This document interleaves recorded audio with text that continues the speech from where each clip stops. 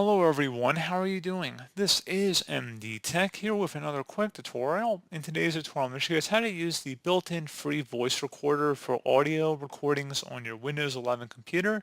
So if you want to record audio by yourself, in today's tutorial, I'm going to show you guys how to record it and then save it on your Windows 11 computer.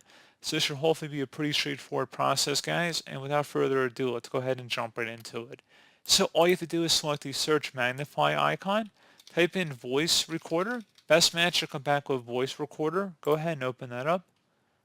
So it appears it has to just check for updates. So if you haven't opened it up before, likely we'll have to check for updates as well. So just be patient and give it a moment here. And then once it's open, it's going to ask if it can access your microphone, which we will allow. So go ahead and select yes. And then at this point, it should be connecting to your microphone settings. And then it's a very simple and easy interface here to work with. You just click the blue button in the center to begin recording audio. And you can tell by the circles going outward if it's picking up audio or not. You can also click the pause to pause the recording of the audio. And you can select the add a marker button if you want to add markers to the audio. So let me just say I'm going to add a few marker spots. So basically little highlights that'll pop up if you're listening to the audio again. And once you're done, if you're finished with the recording, you can just select the blue circle in the middle that says stop recording just to end the recording. And you should see, again, the audio should be playing here. And you can see the different markers we've created for highlights in the video.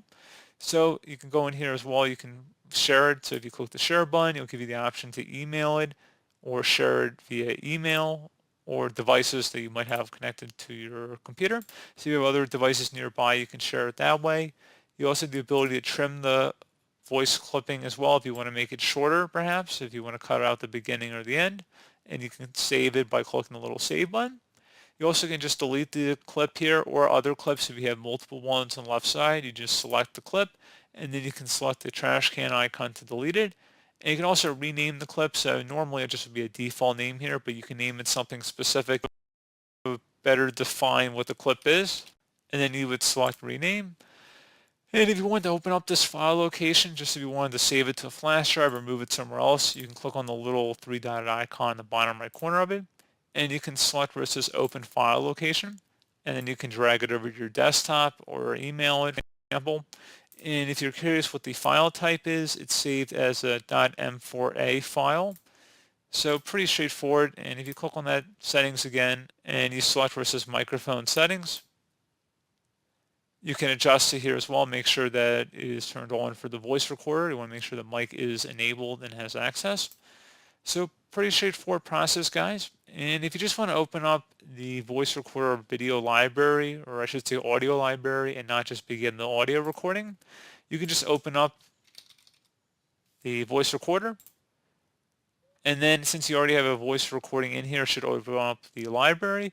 And if you want to do a new recording, you just select the little blue button that says record, and then you can record more clips.